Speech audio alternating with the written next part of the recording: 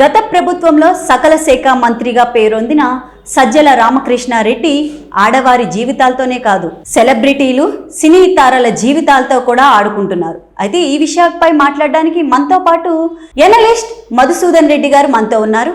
సార్ని అడిగి తెలుసుకుందాం. సార్ నమస్తే. నమస్తే అమ్మా. గత ప్రభుత్వంలో సకల శాఖ మంత్రిగా పేరొందిన సజ్జల రామకృష్ణారెడ్డి ఆడవారి జీవితాలనే కాదు అటు సెలబ్రిటీల్ని కూడా వదలట్లేదు. అధికారం ఉందన్న అహంతో వాళ్ళని బెదిరించి ఎన్నో ఇబ్బందులకి గురి చేశారు. ఇలాంటి వార్తలు ఎన్నో వస్తున్నాయి. వీటిపై మీరేమంటారు? ఏం లేదమ్మా, రాజకీయంలో ఉండేటటువంటి రాబందులు, అదేవిధంగా మీడియా రంగంలో ఉండేటటువంటి కొంతమంది ప్రతినిధులు, తర్వాత ఈ సినిమా అనేది ఒక మత్తు. ఈ జగత్తులో ఈ మత్తుకి అలవాటు పడి చాలామంది అవకాశాలు వస్తాయి, అల్ప సంపాదన, అది ఒక రంగుల ప్రపంచం. అదేవిధంగా పారిశ్రామికవేత్తల పిల్లలు, తర్వాత రాజకీయ నాయకుల పిల్లలు, వాళ్ళ కాడ అంతులేని సంపద ఉంటుంది. ఆ అంతులేని సంపదను చూసుకొని ఒక సరిగా కాలేజీలకు పోరు, సరిగా చదువుకోరు, విచ్చలవిడితనంతో సంపద చూసుకొని తల్లిదండ్రుల అధికార దర్పాలు చూసుకొని విచ్చలవిడిగా పబ్బులకి ఎక్కడికక్కంట పోతే, ఎక్కడైతే అందమైన అమ్మాయిలు అవపడితే వాళ్ళకు వలయటం, డబ్బులు ఎరేయటం, ఇలాంటి ఎన్నో చేసుకొని ఆడపిల్లలు కూడా ఏం చేయాలంటే ఇక్కడ కల్చర్ అనేది టోటల్గా వెస్ట్రన్ కల్చర్కి అలవాటు పడి భారత సంస్కృతిలో, భారత ఇతిహాసాలు, భారత ధర్మాల్లో మనం ఏంటంటే ఆడపిల్లల్ని ఆది పరాశక్తులుగా అష్టాదశ శక్తి పీఠాలు ఉంటాయమ్మా మనకి. ఎగ్జాంపుల్ లైక్ దట్ చెప్తున్నా. ఈ అష్టాదశ శక్తి పీఠాల్లో ఆడపిల్లల్ని మనకి బతుకమ్మ పండుగ చేస్తారు తెలంగాణలో. ఈ బతుకమ్మ అంటే గౌరమ్మ, పార్వతీదేవిని కలుస్తూ పసుపు కుంకాలను భర్తే సర్వస్వం అనుకున్నట్టు మనకు ఒక సాంప్రదాయం ఉంది, ఒక పద్ధతులు ఉన్నాయి. ఈ మధ్య వచ్చినటువంటి ఈ సినిమా పోకడలు కానివ్వండి, సీరియల్ పోకడలు కానివ్వండి, ప్రపంచంలో ఉండేటటువంటి ఈ గ్లోబలైజేషన్లో భాగంగా వలస పక్షుల్లాగా ఎగిరిపోతున్నారు అన్ని దేశాలకి. చదువుల కోసం అయితేనేమండి, వ్యాపారాల కోసం అయితేనేమి, ఉద్యోగాల కోసం అయిపోయి అక్కడ ఉన్నటువంటి సంస్కృతం అదే నిజమని నమ్ముకొని ఆ మాయలో పడిపోతారు. ఆ మాయలో పడిపోయి తల్లిదండ్రులకు చెప్పకుండా మ్యారేజ్ చేసుకోవటం, వాళ్ళ జీవితం బతకటం, కొంతకాలం అయిన తర్వాత ఇడిపోవడం జరుగుద్ది. ఇది ఒక తల్లిదండ్రులు పిల్లల్ని, ఆడపిల్లల్ని కానీ మగపిల్లల్ని కానీ జరుగుతున్నటువంటి ప్రక్రియ. మనకి భారతదేశంలోనే పరువు ప్రతిష్ట అని ఉంటుంది. మనకి ఒక సినిమా కూడా వచ్చింది. పరువు ప్రతిష్ట కోసం హత్యలు చేసిన వాళ్ళు ఉన్నారు, పరువు కోసము కన్న బిడ్డలను చంపేసిన వాళ్ళు ఉన్నారు. మొన్న ఒక జంటకి ఇద్దరికి ఇట్నే లవ్ చేసుకొని పెళ్లి చేసుకుంటే వాళ్ళు ఆలోచన చేశారు, వాళ్ళ పరువు కోసం ఏం చేశారు, ఇద్దరికి మ్యారేజ్ చేశారు, ఇద్దరిని ఆ రోజే నరికేశారు. అదేవిధంగా మనకి మిర్యాలగూడలో ఒక సంఘటన చెప్తాను. ఒక ఎస్సీ సామాజిక వర్గం పిల్లలు, ఒక ఆర్య వయసు పిల్లలు, అది అలాగే జరిగింది. వాళ్ళు అక్కడనే చంపేశారు.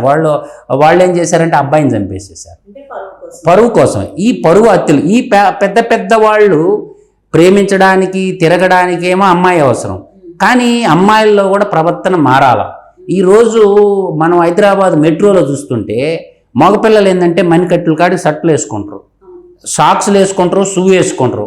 కానీ ఈ సినిమాల్లో చూసి, ఈ టీవీల్లో చూసి సగం డ్రెస్సులు వేసుకొని తిరుగుతారు. మన హైటెక్ సిటీ పోండి బారు కోపడతారు, మెట్రో రైల్లో ప్రయాణించండి అంటే కల్చర్ని, సంస్కృతిని ఇంట్లో పెద్దోళ్ళు నేర్పించాలి.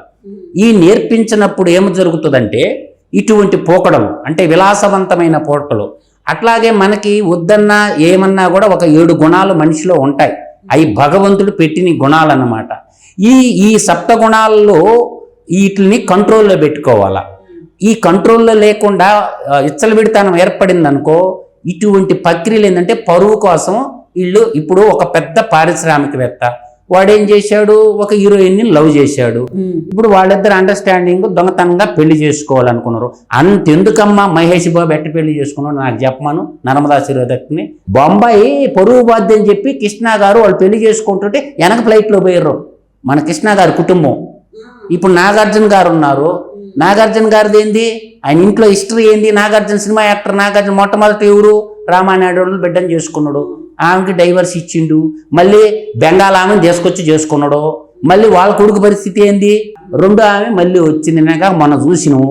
అంటే ఈ సెలబ్రిటీలు అందరూ కూడా, అందరని నేను అన్నాను కానీ కొంతమంది ఏం చేస్తారంటే ఈ గ్లామర్ ప్రపంచంలో వీళ్ళకి ఇంక ఇది అలవాటు అయిపోయింది. ఈ ఏంటంటే ఈ సక్రమ సంబంధాలు, జీవన విధానము, జీవితం అంటే ఏంది, జీవిత భాగస్వామ్యం అంటే ఏంది, అర్ధాంగి అంటే ఏంది, కొంచెం మన పాత గ్రంథాలు చదివితే తెలుస్తుంది. అవి ఏం చదవరు.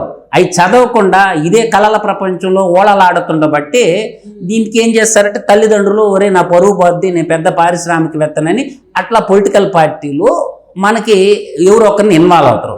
ఆ ఇన్వాల్వ్ అయినప్పుడు ఏం చేసింటే ఒక 5 కోట్ల రూపాయలు వాళ్ళిద్దరిని ఎడగొట్టండి, మీకు 5 కోట్లు ఇస్తానని చెప్పి ఒక ఆఫర్ ఇచ్చిండు. ఎవరు? ఆ పారిశ్రామికవేత్త. దానికి ఊరికి అడిగిపోయింది సకల శాఖల మంత్రి సజ్జల రామకృష్ణారెడ్డికి పోయింది. వీరు ప్రతి ఒక్క మంత్రులకి ఎంట్రన్స్ లేదు జగన్మోహన్ రెడ్డి దగ్గర. అది సీఎంకి చెప్పి చేసిండు, చెప్పకుండా చేసిండో కూడా తెలియదు. అక్కడ ఉన్నటువంటి ఐపీఎస్ ఆఫీసర్లు ఇన్వాల్వ్ అయ్యారు. వాళ్ళని బలవంతంగా ఎత్తుకొచ్చారు. వాళ్ళని VTPS అని ఉంటుంది మనకి ఇబ్రహీంపట్నం దగ్గర, అక్కడ గెస్ట్ హౌస్లో పెట్టారు. వాళ్ళ మీద దొంగ కేసు ఒకటి బనాయించారు. ఈ పోలీసు వాళ్ళు తెలిసిందే కదా. ఆ దొంగ కేసులు బనాయించి వాళ్ళని జైల్లో పెట్టారు. మళ్ళీ ఈ పోలీసు వాళ్ళే బెయిల్ ఇప్పించారు. మళ్ళీ గుట్టు చప్పుడు కాకుండా వాళ్ళని బొంబాయి పంపించారు. ఇదంతా చేయటానికి కారణం ఏంది? వెనక పక్క డబ్బు, 2 రాజకీయ పలుకుబడి. ఇప్పుడు నీ బిడ్డ తప్పు చేసినప్పుడు నీ బిడ్డను నువ్వు కంట్రోల్లో పెట్టుకోకుండా ఎవరో ఒక అమ్మాయి గ్లామర్ ప్రపంచంలోకి పోయింది, ఒక హీరోయిన్గా అప్పుడప్పుడే వేస్తే ఆ అమ్మాయికి, ఆ అమ్మాయి అయినా ఇటు వల వేసి ఉండొచ్చు, మంచి స్థితిమంతుడు, ఆస్తివంతుడు, ఆస్తి గుంజొచ్చని. నేను లైవ్ ఎగ్జాంపుల్ చెప్తానమ్మా. మీకు ఆనంద గజపతి గారు ఉన్నారు. ఆనంద గజపతి గారు ఒక ఆమెను చేసుకున్నాడు. చేసుకున్న తర్వాత ఆమె ఏం చేసింది, ఇంటికి కోడలుగా వచ్చిన తర్వాత ఇంట్లో ఉన్న ఆస్తి అంతా 250 కోట్ల రూపాయలు ఇచ్చి వదిలించుకున్నాడు ఆనంద గజపతి.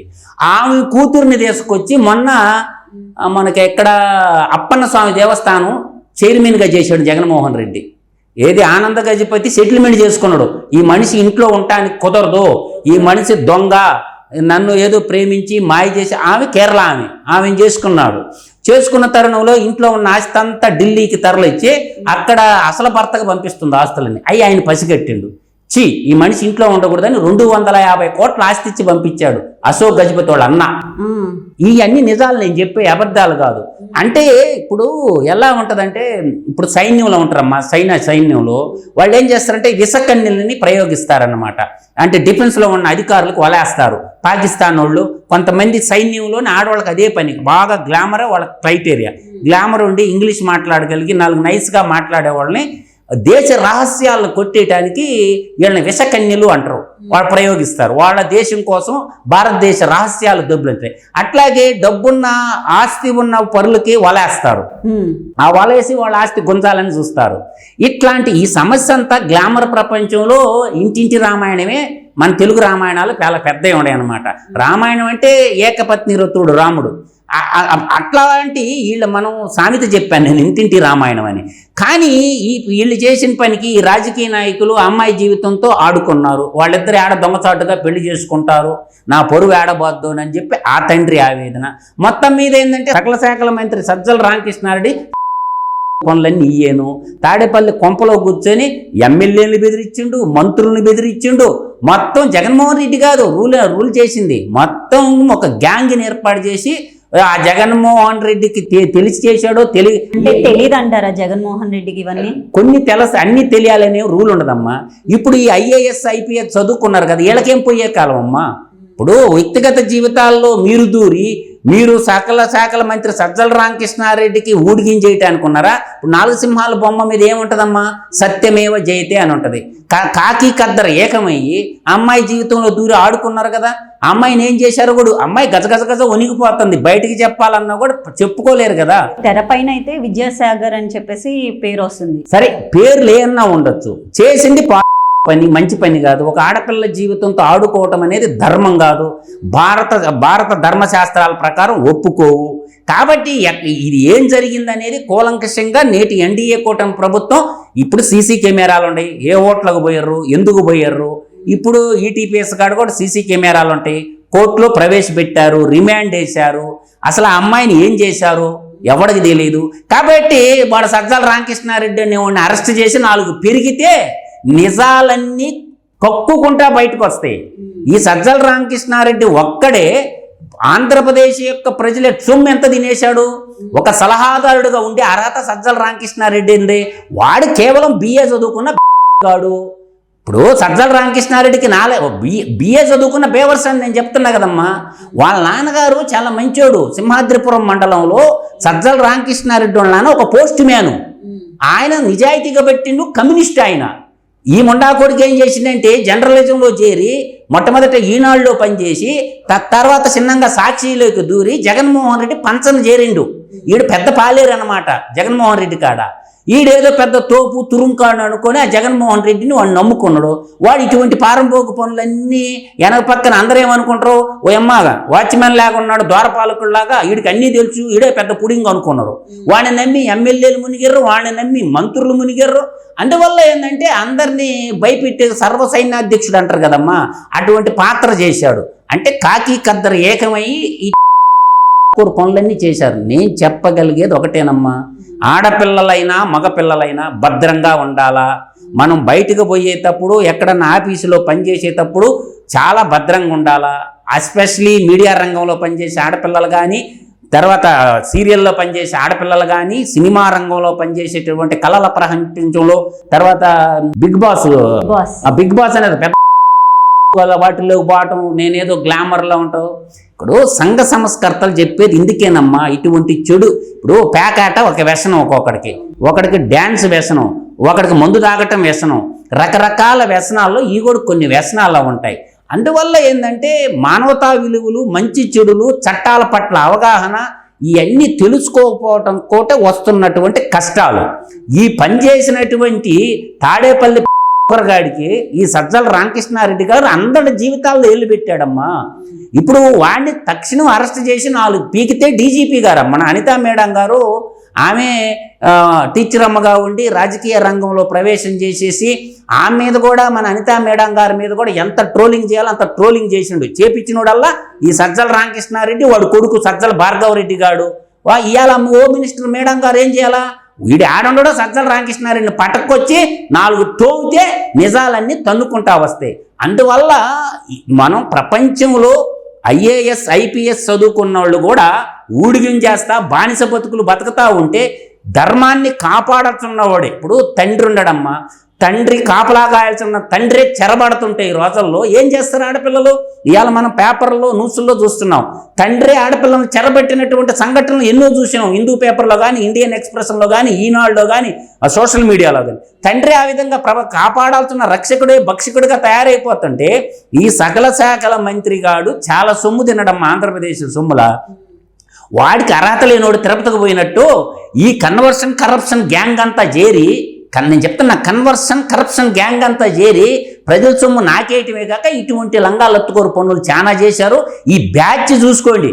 ఆ శ్రీకాకుళంలో చూస్తేనేమో వాడు రసిక శిరోమణి ఉండడు, టెక్కిల దువాడ సీనుగాడు వాడొకడు.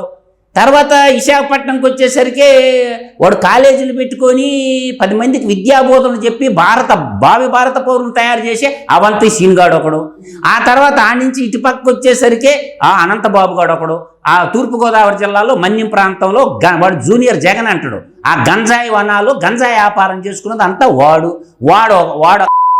తర్వాత ఆ నుంచి ఇక్కడికి వచ్చినాం అనుకో, మనకు గుంటూరు జిల్లాకు వస్తేనేమో ఈడేమో సంజన సుకన్య అంటే ఒరే నీటిపారుదల ప్రాజెక్టులు కట్టరా, ప్రజలకి నీళ్ళు ఇరా, ఇరిగేషన్ చూడరా, డ్యాములు చూడరా అంటే వాడేమో సంజన సుకన్య అని ఈడు.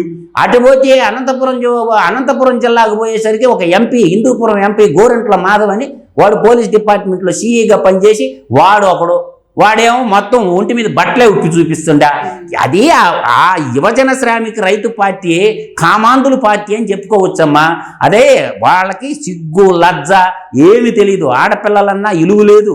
వాళ్ళ సొంత చెల్లెళ్ళే వల్ల జగన్మోహన్ రెడ్డిని చెల్లెళ్ళే వదల్లా బాడీ షేమింగ్ చేయడానికి. ఇంకా సామాన్యం వదలుతారా? ఇప్పుడు రాజశేఖర్ రెడ్డి ముద్దులు పెట్టైనటువంటి శర్మిలానే వదల్లా వాళ్ళు సోషల్ మీడియాలో రకరకాలుగా చేశారు. ఆ రోజు నిండు అసెంబ్లీలో మన చంద్రబాబు నాయుడు గారి యొక్క భార్య అయినటువంటి భువనేశ్వరమ్మను వదిలారా వాళ్ళు ఎవరిని వదిలారో నాకు చెప్పండి. అందువల్ల సామాన్యులు ఇంకెంత, వాళ్ళు పెద్ద వాళ్ళే వదల్లా. ఇటువంటి ఎదవలందరినీ తాట తీయాలంటే అనితమ్మ గారు, హోమ్ మినిస్టర్ అనితమ్మ గారు ఏం చేయాలంటే తక్షణం యాక్షన్ తీసుకోవాలా. తీసుకుంటే తప్ప ముందు ఈ సజ్జలోని తోమితే తప్ప చేపను కానీ రోడ్డు మీద వేసి తోముతారు కదా, అట్ట తోమితే తప్ప ఈ సకల శాఖల మంత్రిని రహస్యాలన్నీ బయటికి తన్నుకోరావాలంటే సజ్జల రామకృష్ణారెడ్డిని, సజ్జల రామకృష్ణారెడ్డి కొడుకు సజ్జల భార్గవరెడ్డి గారిని తోడుతుంటే మొత్తం తన్నుకుంటా రహస్యాలు బయటకు వస్తాయి. వాళ్ళకి తెలియకుండా ఏమి రాలా. ఈ కాంతిరాణ టాటా ఐపీఎస్ అమ్మ వాడికి పొయ్యే కాలం ఏమొచ్చింది? డబ్బు పోతా పట్టకపోతారా నేను అడిగేది? 1 కోటి రూపాయలు చాలు బ్యాంక్ బ్యాలెన్స్. పోస్ట్ ఆఫీసులో వేసుకున్న 8.5 లక్షల సంవత్సరానికి ఇంట్రెస్ట్ వస్తుంది. ఆ 50,000 ఏం తింటావురా? ఒక పల్లెటూరులో అందమైన ఇల్లు కట్టుకుని హ్యాపీగా బతికేయచ్చు. నిజాయితీగా పనిచేస్తే నష్టమేంది? 1,000 కోట్లు సంపాదించుకుని ఏం చేసుకుంటావు? జానెడు పొట్టకి పిడికిలు మెతికిలే కదా తినేది. నేను అంటుండేది ఈ కామాంధుల పార్టీ వాళ్ళకి ఇప్పుడున్న ప్రభుత్వం ఏం చేయాలంటే తక్షణము దాని మీద బాగా ఎంక్వైరీ చేపిస్తుంది. మొత్తం లోడారు. దీంట్లో ఉన్నటువంటి ఈ కాంతిరాణ టాటా లాంటి వాడు, సజ్జల రామకృష్ణారెడ్డి వాడు, ఈ సజ్జల భార్గవరెడ్డి లాంటి వీళ్ళ భాగవతంలో ఇప్పుడు తింటే గారెలు తినండి, ఇంటే మహాభారతం ఉంది. మహాభారతం అంత ఉంది యువజన శ్రామిక రైతు పార్టీ భాగవతాలు. ఇప్పుడు అందుగలడు ఇందులేడు సందేహం వలదని చక్రి సర్వోన్నత గతుడు అని అంటారు ప్రహ్లాదు. అట్టా ఇలా అవినీతిలో చూసుకున్నా, అత్యాచారాల్లో చూసుకున్నా ఈ కామాంధుల పార్టీలో మనం ఆలోచించాల్సింది ఒక్కటేనమ్మా, ఇది ఒక ఇద్దరు పర్సనల్ జీవితం. వాళ్ళ జీవితాల్లో ఇది జొరబడారు పోలీసు వాళ్ళు, రాజకీయ నాయకులు. కాబట్టి దీన్ని మనం చిలవల పలవలు చేసుకునే దానికంటే వాళ్ళ కూతుర్ని వాళ్ళు భద్రంగా పెట్టుకోవాలి, ఈడు కొడుకుని ఈడు భద్రంగా పెట్టుకోవాలా. కాబట్టి మనకు చట్టాలు ఉన్నాయి కదా, 18 సంవత్సరాల వయసు దాటిన తర్వాత మేము ఎవరితోనైనా లేచిపోతాం అంటే కుదరదు. అమ్మా నాన్నలకు సమాధానం చెప్పాలా. నిన్ను 18 ఏళ్ళు పెంచి పెద్ద చేసి విద్యాబుద్ధులు చేపిస్తే వాళ్ళు చేసిన సర్వీసు, వాళ్ళు చేసిన డబ్బులన్నీ కట్టిపో. నీ ఇష్టం వచ్చేట్టు నువ్వు లేచిపోతానంటే కుదరతుందా? ఈ చట్టాలు కూడా మార్పు రావాలమ్మా. అందుకని సీనియర్ సిటిజన్ యాక్ట్ అనే ఒకటి ఉంటుంది, మనకి చాలా మందికి తెలియదు. ఇప్పుడు తల్లిదండ్రులు చదివించి పెంచి పెద్ద చేసి నీ ఆలనా పాలన చూస్తే రెక్కలు వచ్చినాక నేను ఎగిరిపోతాను, నా ఆస్తులే కావాలంటే తల్లిదండ్రులు ఏమైపోవాలి వృద్ధాప్యంలో? అంటే 18 సంవత్సరాలు పెంచారని మిగతా జీవితం అంతా మీరు చెప్పినట్టు మేము ఎందుకు వినాలి అంటున్నారు కదా. ఇది ఈ చట్టాలు ఎప్పుడు వచ్చినాయి అమ్మా? మ్యాక్సిమం అంటే ఇప్పుడు 1947లో స్వతంత్రం ఆగస్టు 15వ తేదీన వచ్చింది. గణతంత్రం ఏంది 1950 జనవరి 26. ఆడ నుంచి ఇప్పుడు వేసుకోండి. అంతకుముందు ఎలా ఉన్నది? ఈ భయపడేవాళ్ళు ఉమ్మడి కుటుంబంలో మా బాబాయ్ చూస్తాడేమో, మా పిన్ని చూస్తారేమో, ఒక బలమైన ఉమ్మడి కుటుంబ వ్యవస్థని సర్వనాశనం చేసుకున్నారు భారతదేశంలో. బయటకు పోతుంటే ఇప్పుడు ఏంటంటే న్యూక్లియర్ ఫ్యామిలీలు అయ్యి ఎవరిదో వాళ్ళయింది. మా గద్దరన్న చెప్తుండేవాడు అప్పుడప్పుడు, ఆ కలర్ టీవీ వచ్చిందిరో, కయ్యం పెట్టిందిరో, కలహాల కాపురం సృష్టించిందని గద్దరన్న చెప్తుండేవాడు ఎప్పుడు కూడా ఈ పాటల్లో. అందువల్ల నీకేందంటే ఈ న్యూక్లియర్ ఫ్యామిలీ అయిన తర్వాత భయం లేకుండా పోయింది పిల్లవాళ్ళందరికీ, కాలేజీకి పోయే పిల్లవాళ్ళకి కానీ అందరికి కూడా. ఇప్పుడు ఉమ్మడి కుటుంబం ఉంటే ఉమ్మడి కుటుంబంలో ఉన్నప్పుడు ఏమవుతుంది?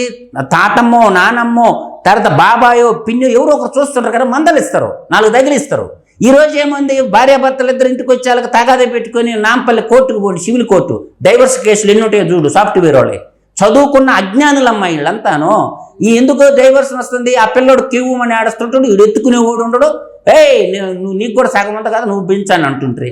ఇటువంటి అదే నేను జాబ్ చేస్తున్నా, నువ్వు జాబ్ చేస్తున్నా, నువ్వు డబ్బు తెస్తున్నావు, నేను తెస్తున్నా, అట్లా ఆలోచన చేసుకున్నటం వల్ల ఏం చేస్తంటే కుటుంబం వేరు, చదువు వేరు, సంపాదన వేరు, మానవతా విలువలు వేరు.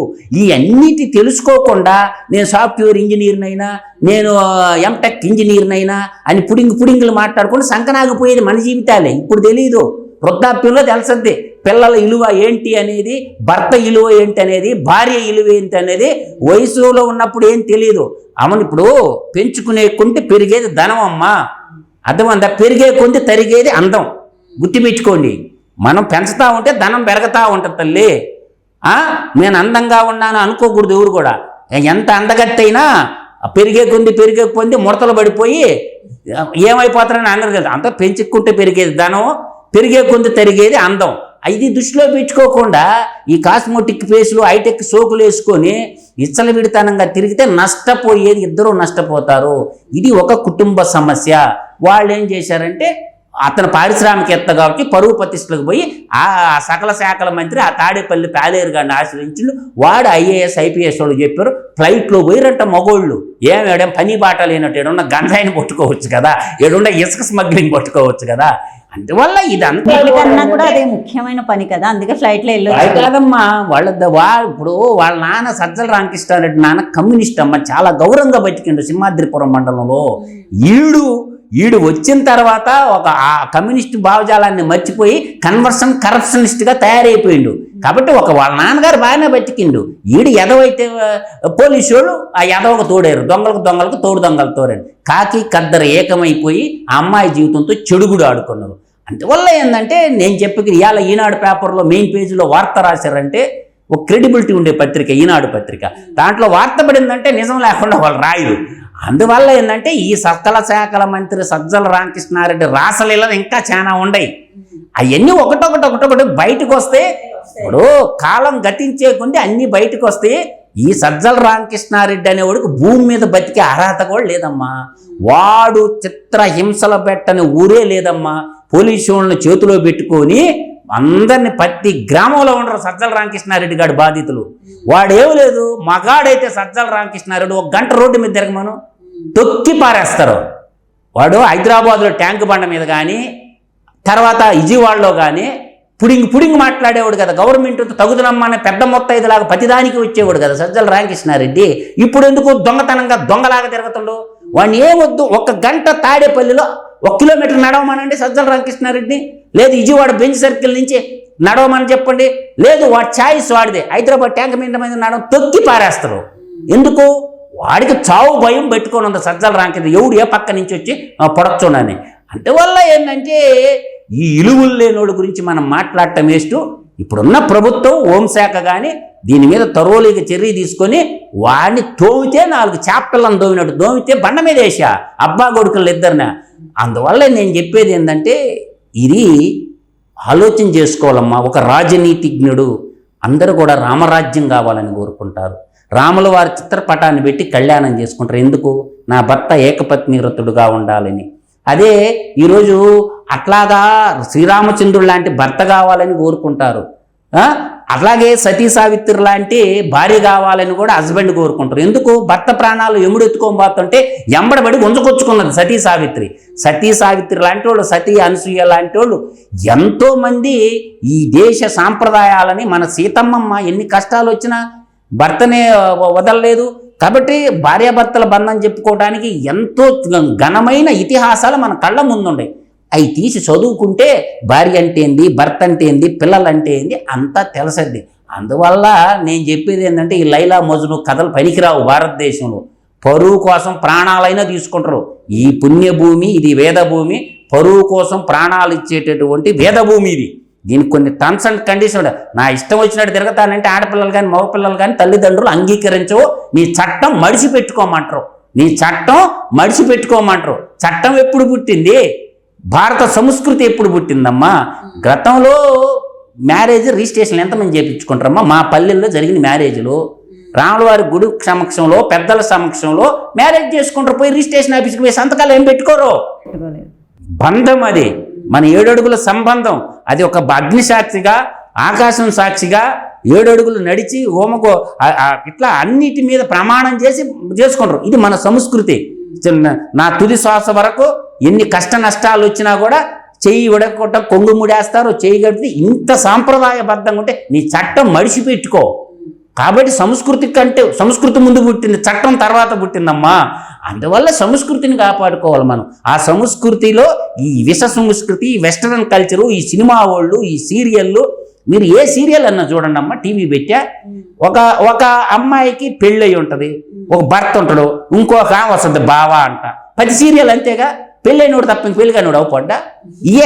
ఈ దరిద్రం అంతా ఈ డైరెక్టర్లు, ఈ దౌర్భాగ్యులు తీసిన సీరియల్ వల్ల ఇలా అవుతుంది. పెళ్ళైన వాళ్ళు అందంగా కనిపిస్తుంది. అలా తప్పమ్మా, కరెక్ట్ కాదు. జీవితం అది కాదు. జీవితం అనేది జీవన విధానం తెలుసుకోవాలా, జీవన వృత్తి గురించి తెలుసుకోవాలా. జీవన వృత్తి అనేది ఏంటి? మన వృత్తి ధర్మం.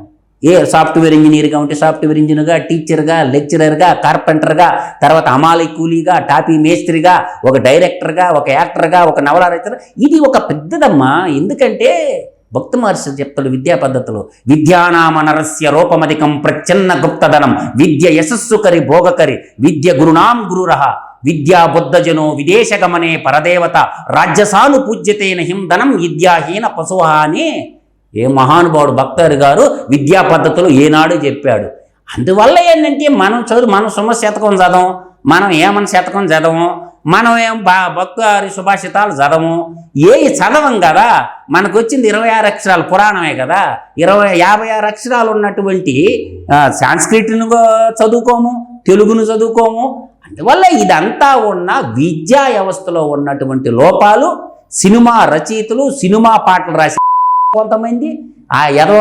కొంతమంది పాత పాటలు సిరివెన్నెల సీతారామ శాస్త్రి గారు అద్భుతమైన పాటలు, సాహిత్యం కానీ యూట్యూబ్ ఛానల్లో కానీ ఇవన్నీ కూడా అన్ని ఈ సకల రోగాలకి నివారణ జిందా తెలిసిమత్ అన్నట్టు ఈ సకల దరిద్రాలకు కారణం సినిమా ప్రపంచము, సీరియల్ ప్రపంచము.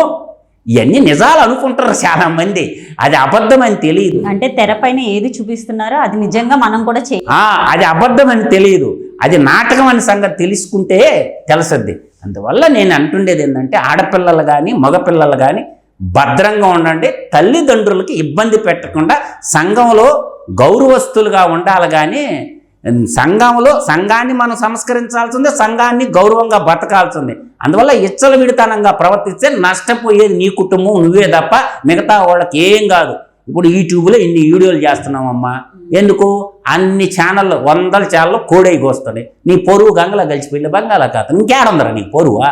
వార్తాపత్రికలు ఎక్కితివి, national media, local media, YouTube ఛానల్లో, తర్వాత సోషల్ మీడియా, నీ చిడుగుడు ఆడిసి ఇంకేనందా పొరుగు పోయి బంగాళాఖాతంలో కలిసిపోయింది. ఇంకా నిన్ను ఎవరు గౌరవిస్తారు? ఎవరు గౌరవిరు. అందువల్ల ఏంటంటే గౌరవం రావాలంటే మన ప్రవర్తన మీద ఆధారపడి ఉంటుంది. కాబట్టి ఆ అమ్మాయి జీవితంతో ఏదో సినిమాలో పోయింది బతుకు తెరువు కోసం ఆడుకోవటం క్షమించరాని నేరము. ఈ దుర్మార్గులు డబ్బులు పెట్టి ఉంటారు కదమ్మా, సుపారీ తీసుకుని హత్య చేసేవాళ్ళు చంపించేస్తారు. దీంట్లో పోలీసు వాళ్ళు ఉండటం అనేది నీచమైన పని అని మాత్రం నేను చెప్పగలను.